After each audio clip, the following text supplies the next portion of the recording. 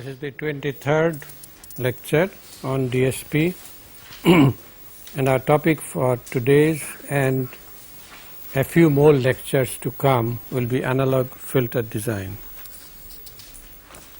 In the last 3 sessions, 2 of them, 22 and 21, were on problem solving on the topics of Fourier transform, discrete Fourier transform and Z transforms.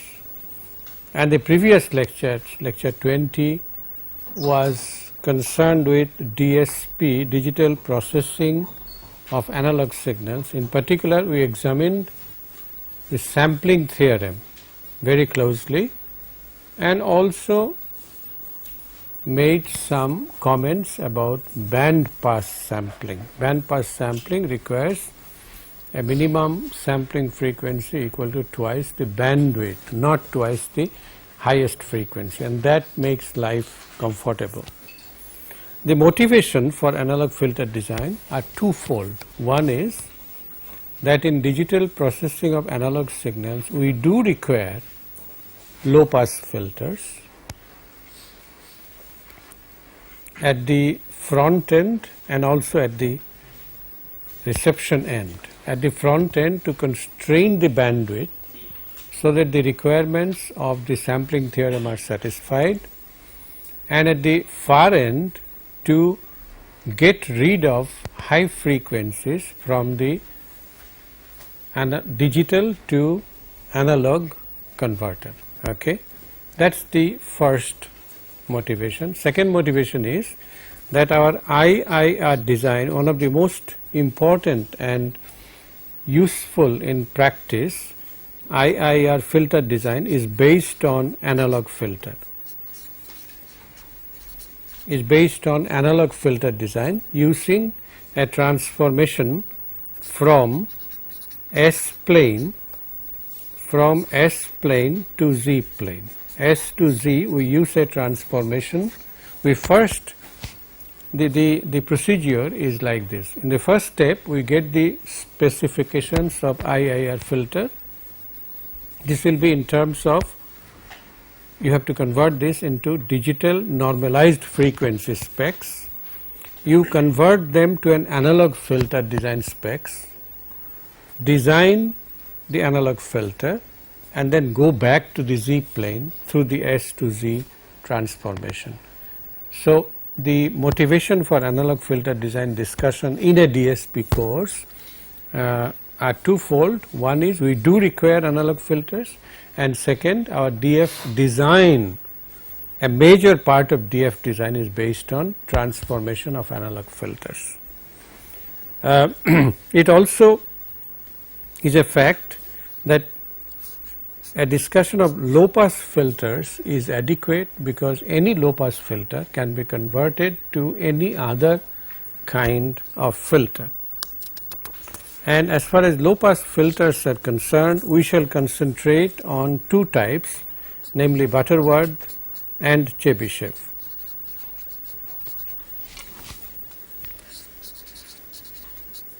Because in most of the practical cases, these 2 types suffice. The most optimum filter is of course the elliptic filter, but the problem in elliptic filter is that the design requires numerical computation in almost every case. It is very difficult to tabulate elliptic filters, and no elegant mathematical formulas are available, and therefore in most cases digital signal processing engineers appeal either to the Butterworth or to the Chebyshev. Butterworth is the simplest, but it may involve a little more cost than a Chebyshev filter. We shall discuss both of them. In LPF filter, we also concentrate on only one kind of filter, the so-called all pole filters. All pole LPF. That means the filter only has poles in the finite region of the S plane. Now, there cannot be a filter without zeros. the number of zeros and number of poles should be the same for any transfer function. So, there are zeros, but these zeros are all at infinity. And now, we shall consider H A of S, because we are considering analog filters, and therefore, all pole low pass would be some constant divided by S to the n plus A n minus 1, S to the n minus 1, and so on and so forth, plus A1S plus A0. In deviation from digital filter transfer functions, in digital filter transfer function we always write the constant term as unity. Here we shall write the coefficient of the highest power as unity, because we shall write the poles as S minus Pi continued product, so that the highest power has a coefficient of 1. Therefore, the lowest power, the constant term, shall be simply the product of P sub i's with signs appropriately taken care of. If we take this as S plus Pi, then A0 will be the continued product of P sub i's. Okay. A1 similarly shall be, what shall be A1? What shall be A n minus 1? Sum of all the pairs. Okay. So, you can find that out. Our aim therefore is to find an H A of S, which is some constant A divided by D of S, with D of S of the form S to the n plus A n minus 1, S to the n minus 1, and so on, in such a manner that the given specifications are satisfied. Okay. Given specifications for a low pass filter are typically the magnitude is normalized to 1. Typically it would be of this form, that is a pass band is specified 0 to omega p. We use capital omega for analog radian frequency, analog angular frequency. The stop band omega s, the beginning of the stop band is omega s. The difference between omega p and omega s is the transition band. Then there is a tolerance, let us say delta 1, delta p. This is 1 minus delta p in the pass band, and there is a tolerance delta s in the stop band. All right. So, typically what will be specified is omega p, omega s, delta p, and delta s. From these 4 specifications, you shall have to determine an H A of S which satisfies these specifications. Okay. This satisfaction of specifications also has to be explained. You may not be able to exactly satisfy the specifications. Okay. And you can take liberties with the stop band, but not with the pass band. Many of the textbooks say to the contrary, but the practical design experience is that if you take liberties with the pass band, you spend more man hours. Engineer, I am saying man in a global context, man and woman are both man. They spend more engineer hours in designing the filter. The pass band is sacred. The stop band, you can take liberties. Liberties means what? You can over satisfy. For example, if my stop band starts earlier, I am happy. Isn't that right? Because I over satisfy the stop band. So, this is what our job is, to determine an H A of S which satisfies these specs. And to this end, the Butterworth filter simply takes H A of j omega magnitude squared as equal to 1 by 1 plus omega divided by omega c to the power 2n.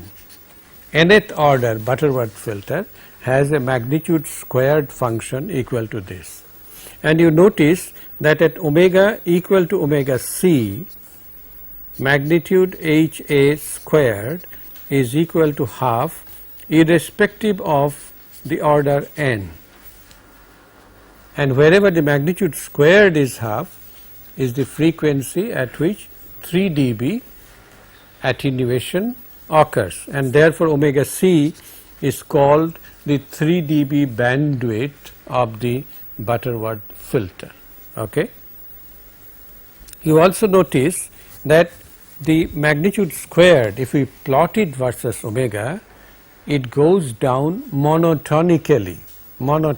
There are no maxima or minima, and therefore if we plot h sub a j omega magnitude squared, let's say, or let's plot the magnitude, then the ideal is this 1 and the value at omega c shall be equal to 1 over root 2 irrespective of the value of n, and therefore if we plot for various values of n, we will get plots like this.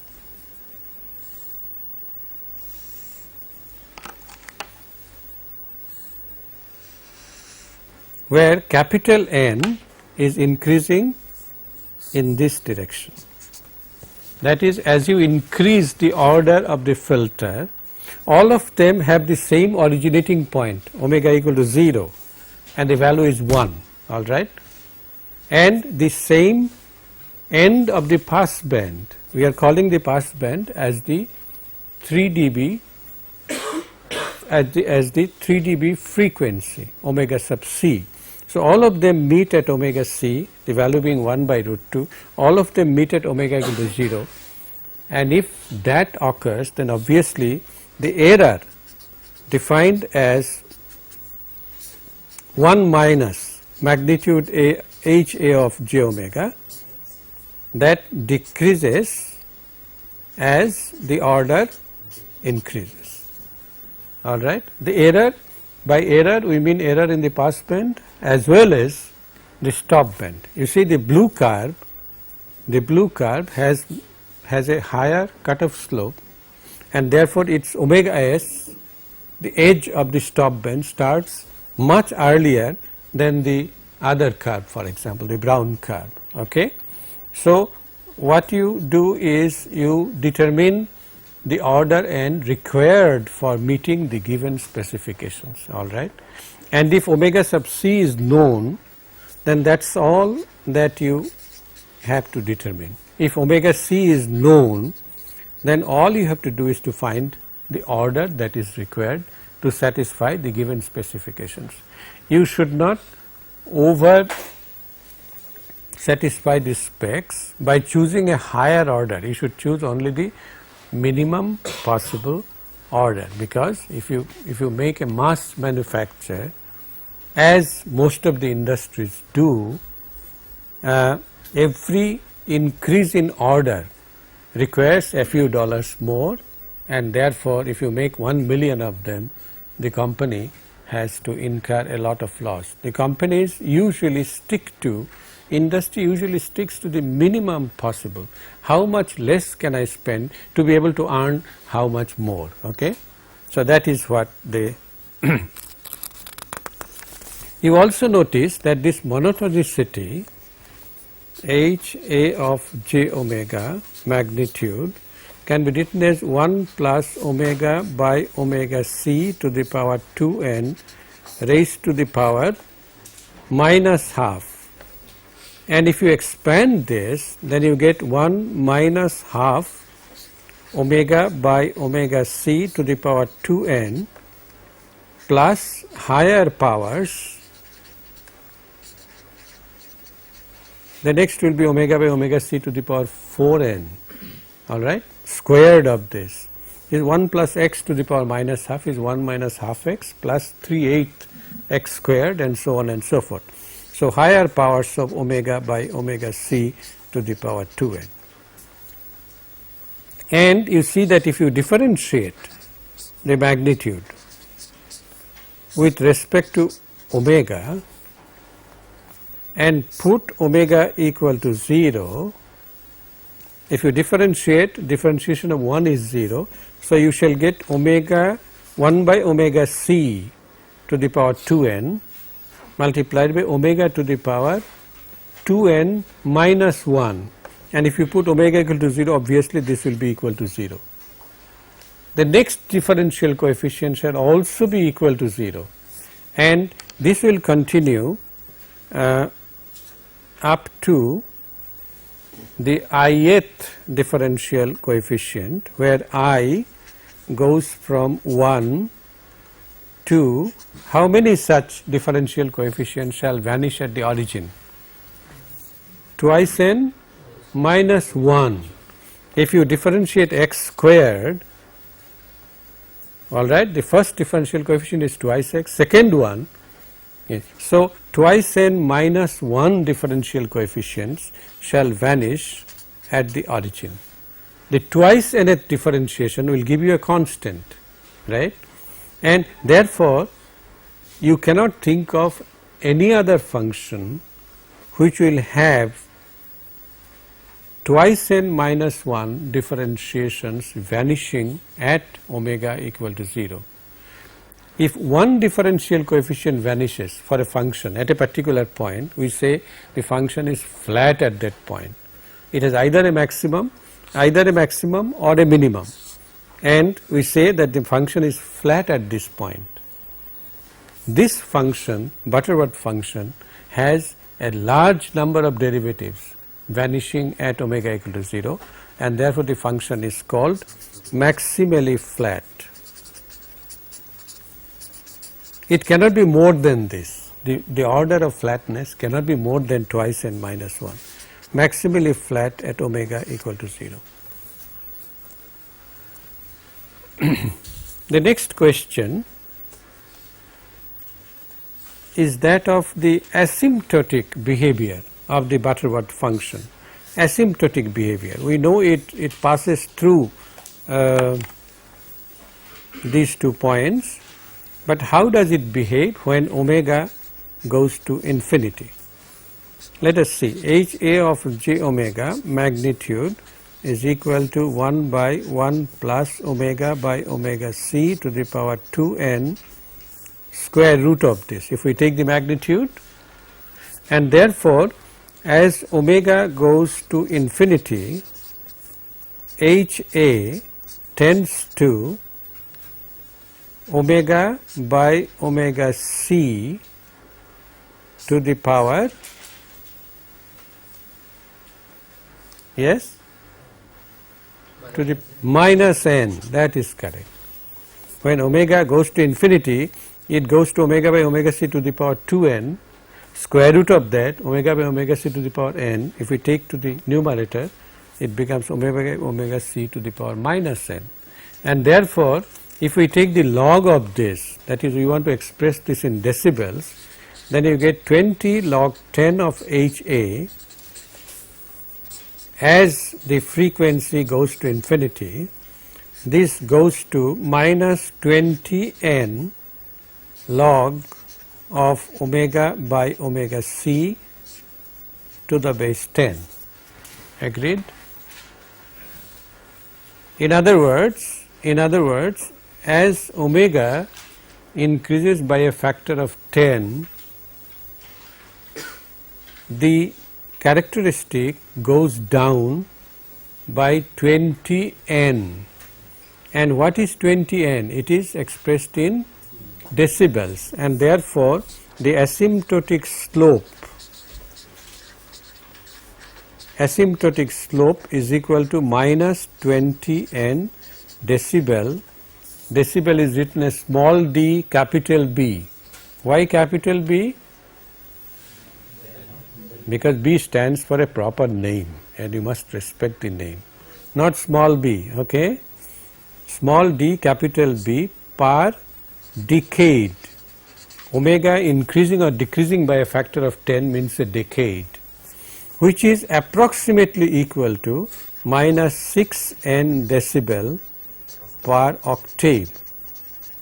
Actually per octave it should have been 6.0206 because log 2 is 0.30103, but for engineering purposes we take it as a round figure 6 cents. So I said approximately equal to, but they are used interchangeably.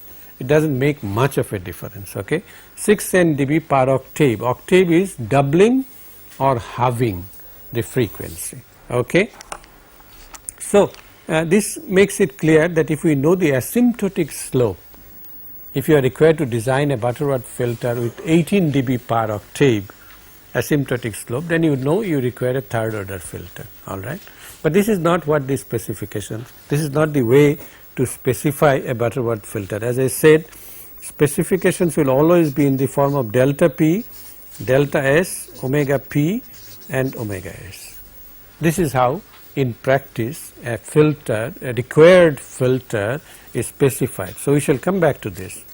But before that, let us see if we know capital HA of j omega squared as 1 plus omega by omega c to the power 2n, this is not adequate for designing the filter. For designing the filter, we require the transfer function HA of S.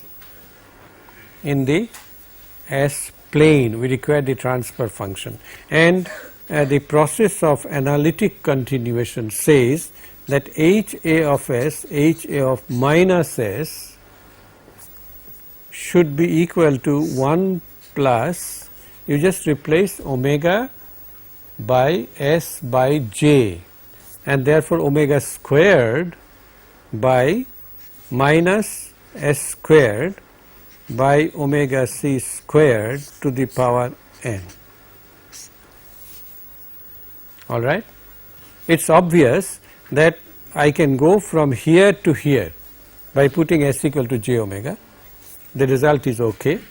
From here to here is possible only if the function is analytic, that is we are looking for an HA of S which has a finite number of singularities and the function is differentiable in the total S plane except at the singularities. That is the definition of an analytic function, and HA of S satisfies the conditions of analyticity.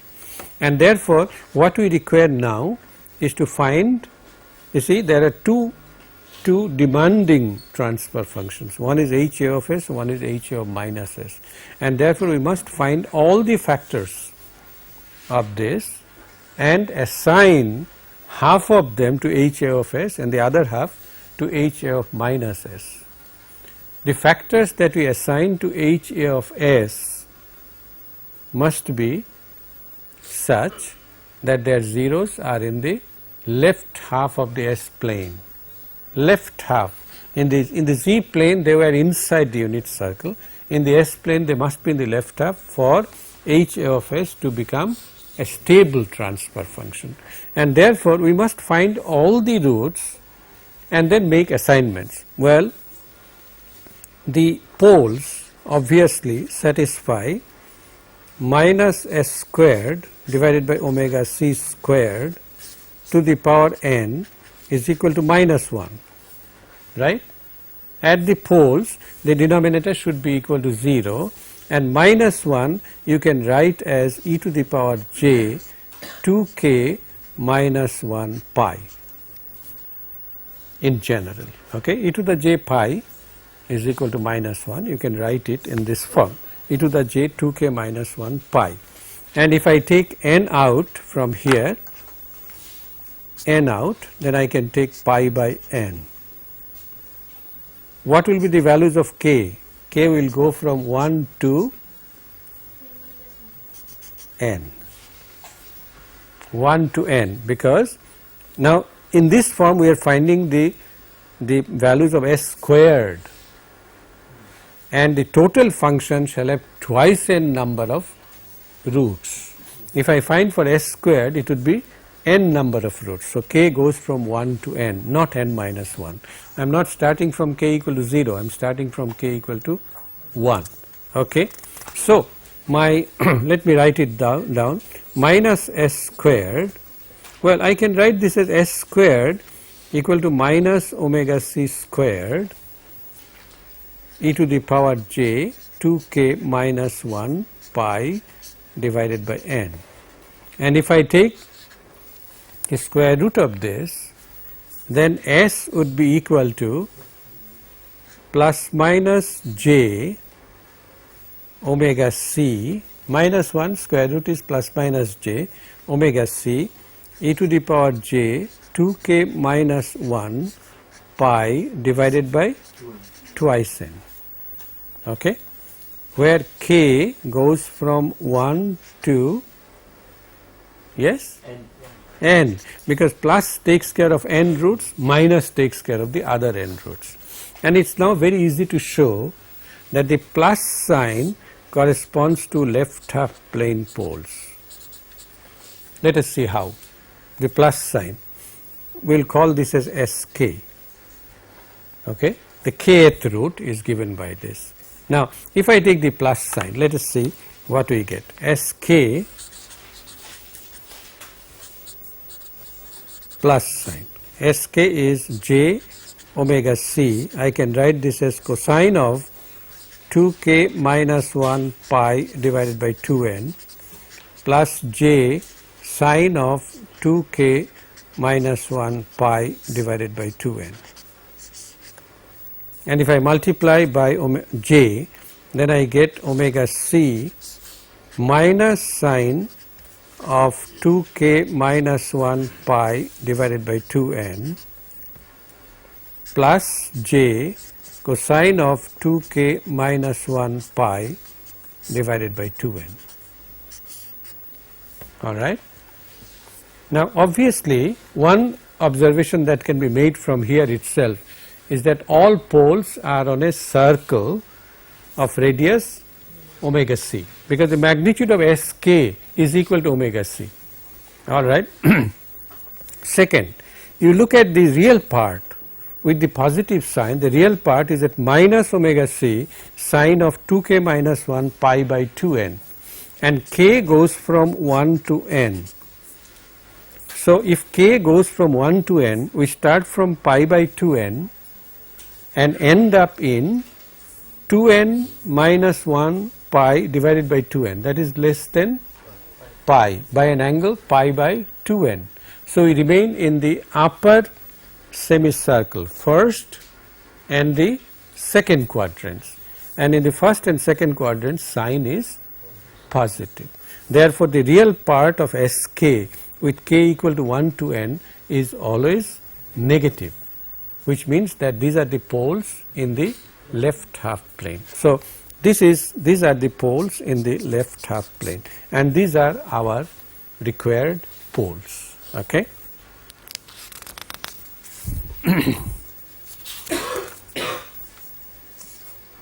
Now, let us see, let us take a few examples first. Sk, well, instead of writing omega c again and again, can I now write Sk by omega c?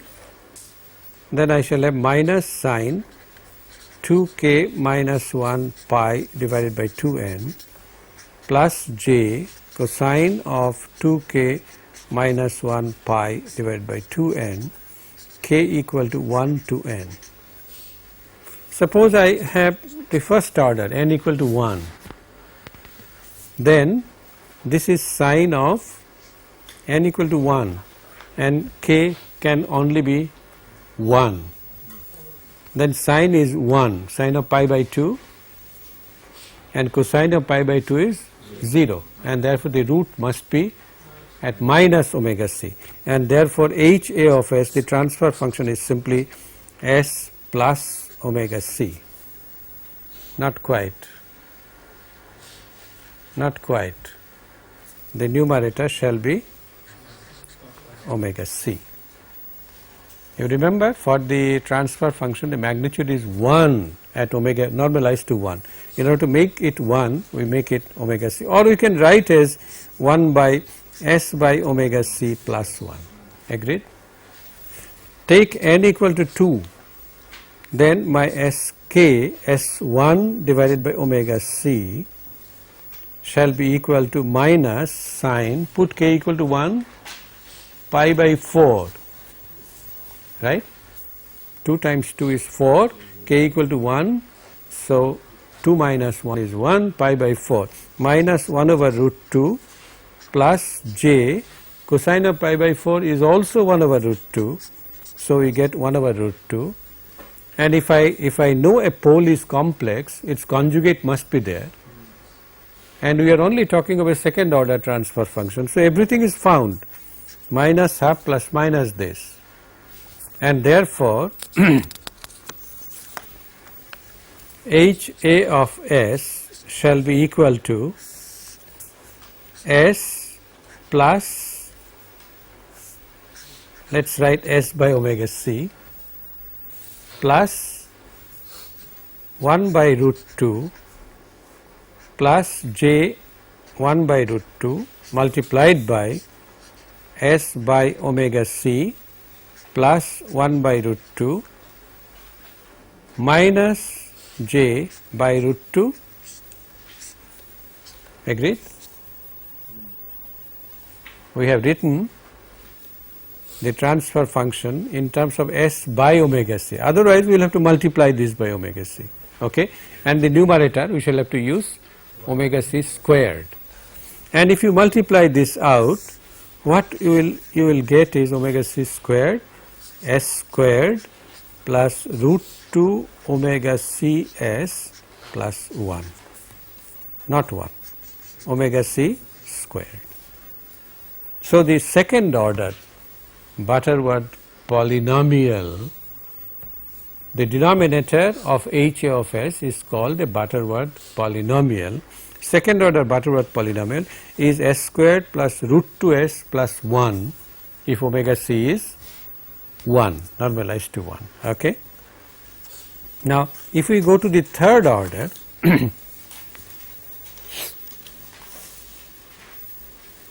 if we go to n equal to 3, where do you think, and let us normalize omega c to 1. It is convenient. Later on, if we require omega c not equal to 1, then we shall simply replace small s by small s divided by omega c. That is all the, okay. If omega c equal to 1 and n equal to 3, where would be the roots? Where would be the poles? Obviously, one is at minus 1 and the other two S2 3 shall be equal to minus sine pi by 6 plus minus j cosine of pi by 6, that is at minus half plus minus j cosine 30 is root 3 by 2, and therefore h a of s omega c equal to 1 shall be equal to 1 over s plus 1 to take care of this pole. Then can I write this as s plus half whole squared plus 3 by 4? Agreed? I have two factors, s plus half plus j root 3 by 2, and the other factor is s plus half minus j root 3 by 2. So this is what it is, 1 by s plus 1, and this factor you can very easily see, s squared plus s plus 1. So the third order Butterworth polynomial has the two factors s plus 1 and s squared plus s plus 1. Okay. The we can also write this specifically as 1 over, if we multiply this out, s cubed plus 2s squared plus 2s plus 1. And if omega c is not equal to 1, then all that we have to modify is s cubed plus twice omega c s squared plus twice omega c squared s plus omega c whole cubed, and the numerator would be omega c whole cubed. That is, we have to replace small s by omega c.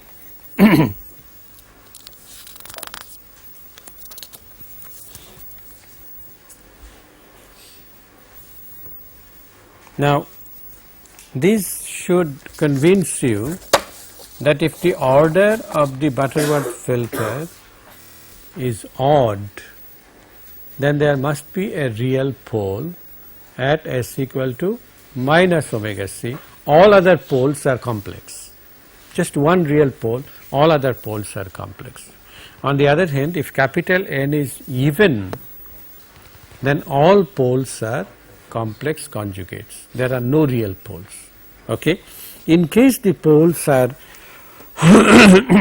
complex conjugate, and let us say for simplicity omega c is equal to 1, then two complex poles shall give rise to a factor, shall give rise to a quadratic, right, what we did in the third order case, and the quadratic would be, quadratic polynomial would be s plus sine of 2k minus 1 pi divided by 2n, that is the real part, whole squared plus cosine squared 2k minus 1 pi divided by 2n. Alright, s minus a complex pole s1, s minus s1 star would be this. Product of two complex conjugate pole factors shall be like this, and this, as you can see, is s squared plus twice sine of 2k minus 1 pi divided by 2n s plus 1. Agreed? Cosine squared plus sine squared is equal to 1. And therefore, one need not even find the location of the poles.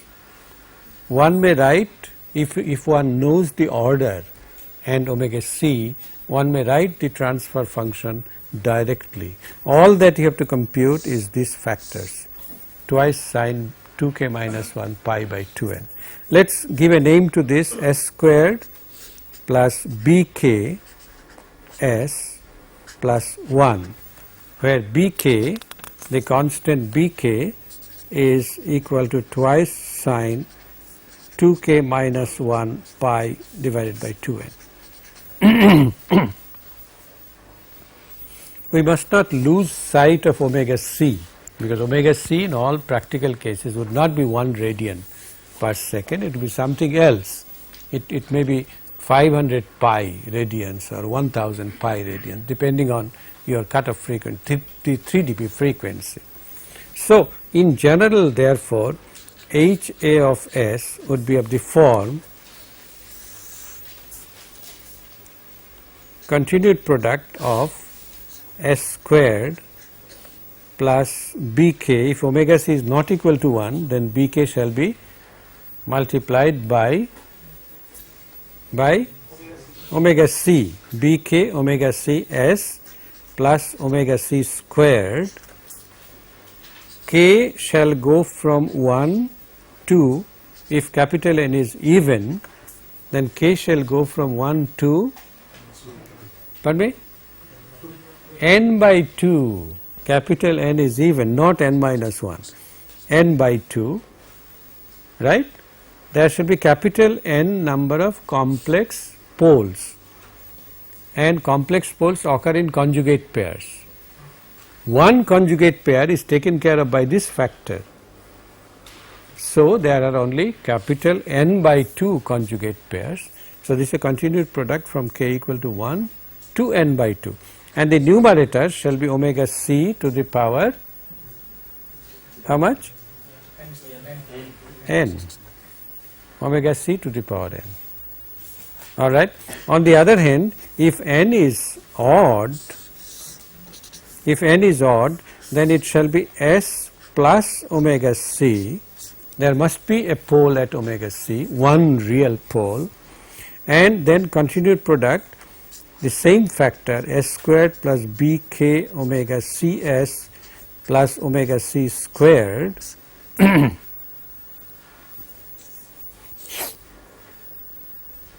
now k will go from 1 to n minus 1 by 2. The numerator shall still be omega c to the power n. This is n odd. You see how simple the design of Butterworth filter is. Once you know omega c, well, you must not lose sight of bk. Bk is twice, do not forget this factor, twice sine of 2k minus 1 pi divided by 2n. All that you have to compute are these bk's. Then you get the transfer function directly. You do not have to compute the poles, only the sign factors, that is good enough. Let us take an example of capital N equal to 4, let us say, and omega c not equal to 1. Then we can directly write h a of s as omega c to the power 4 and two factors s squared plus b1 omega c s plus omega c squared multiplied by s squared plus b2 omega cs plus omega c squared, where b1 shall be equal to twice sine of, yes, sine of pi by 8, right, and this comes out as 0.76537. If this filter is going to be used for design of IIR digital filter, then you better take care of these constants to as many decimal places as you can. Do not make truncations unnecessarily, because you shall end up in trouble. Quantization error adds further to the errors and may make the filter unacceptable. Okay. B2 shall be twice sine.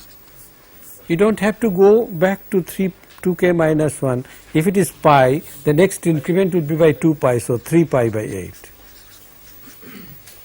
And this comes at 1.84776. So you know the total transfer function. If capital N is equal to 5,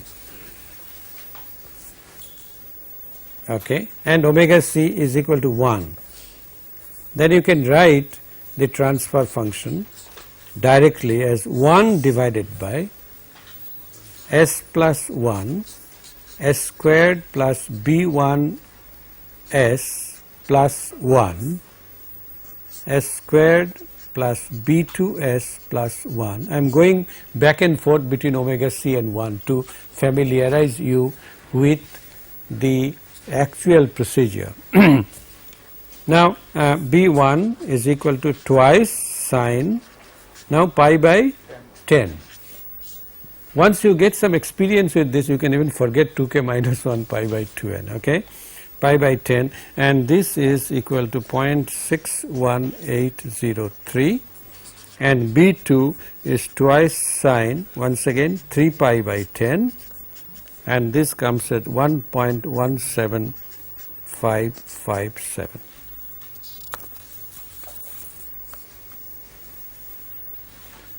Now, how does one determine n? How does one determine the order? You see, the two things that are needed for Butterworth filter are omega c and n. Suppose omega c is given, suppose omega 3 dB frequency is given, you have to find the order. How do you do that? You look at the characteristic. What is the extreme end? Where does it go? Infinity. Unlike digital filters, in digital filters we stop at pi. Okay. So this is omega s and this is delta s. Delta p, well, is not delta p, 1 minus delta p is 0.707, that is given. So if I write the transfer function 1 by 1 plus omega s divided by omega c is given, omega c is the same as omega p, this is 1, this is 1 minus 1 over root 2, omega c is given, no I have made a mistake, it is 1 by root 2, okay. So this to the power 2n should be equal to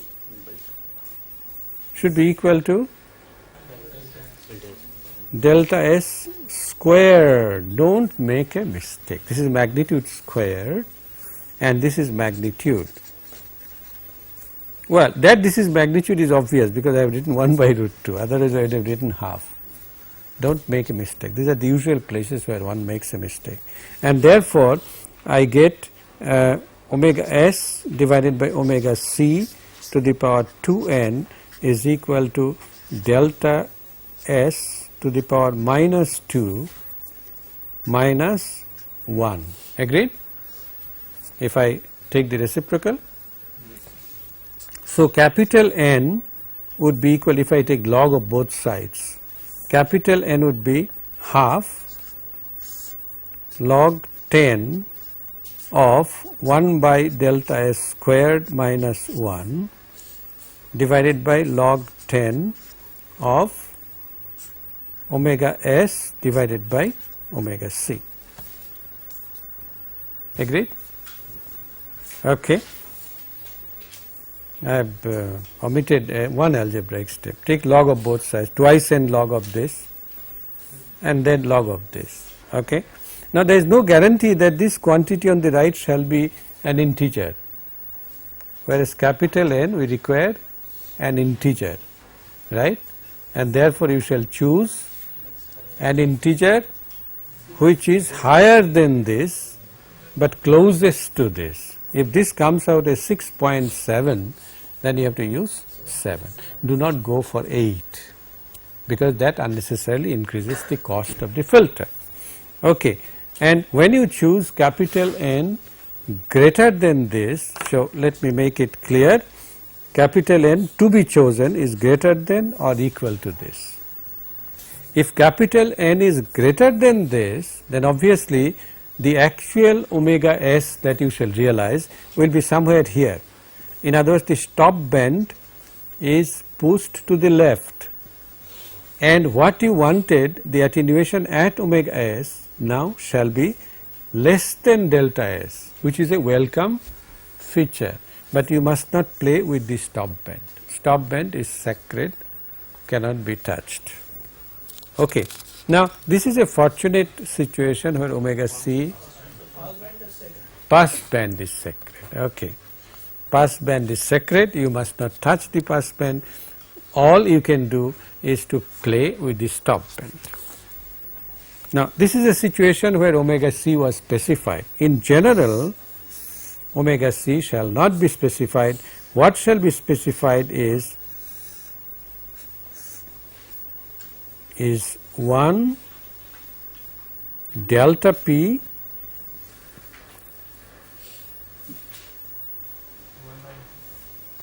let us call this delta p, okay.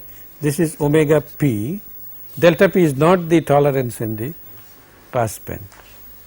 If you want, I will use some other symbol, but tolerance in the pass band is now 1 minus delta p, okay. Then this is delta s, to keep the formula simple, this is delta s and this is omega s. So how do you determine? Now you have to determine two things, omega c and capital N.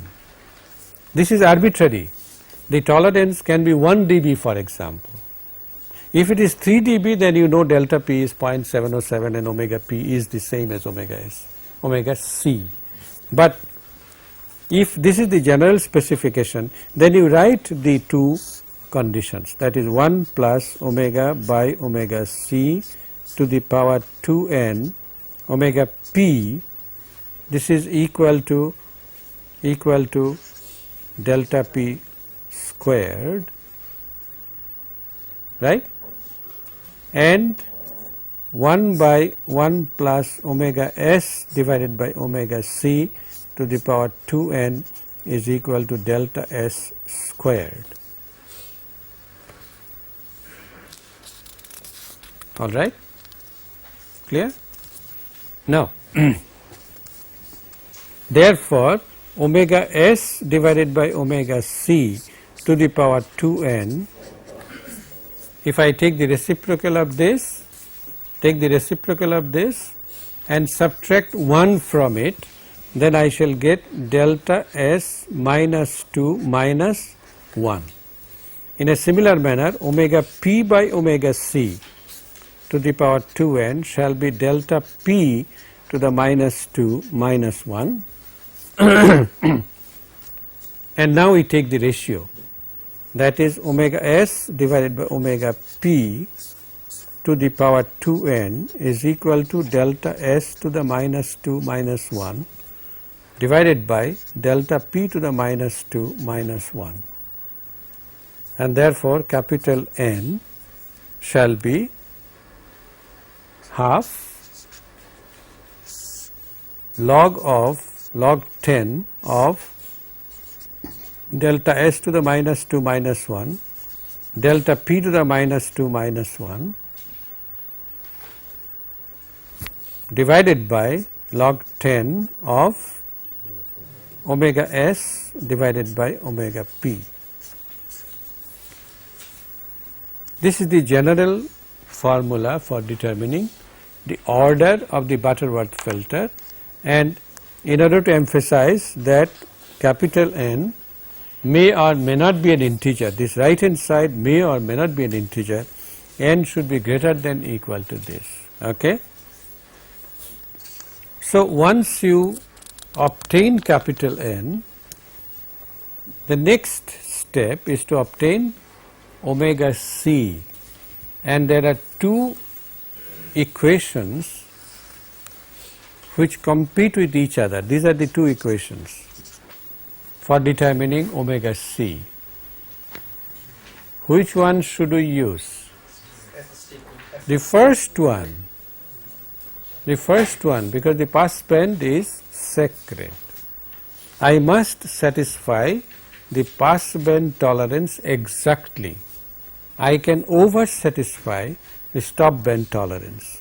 Okay? So, capital N, whatever value we have obtained, you substitute this in 1 by 1 plus omega p divided by omega c to the power 2n is equal to delta p squared. From this you find omega c. Then omega s, that is actually obtained, realized, if n is greater than that quantity, half of ratio of 2 logs, then omega s prime shall be less than omega s.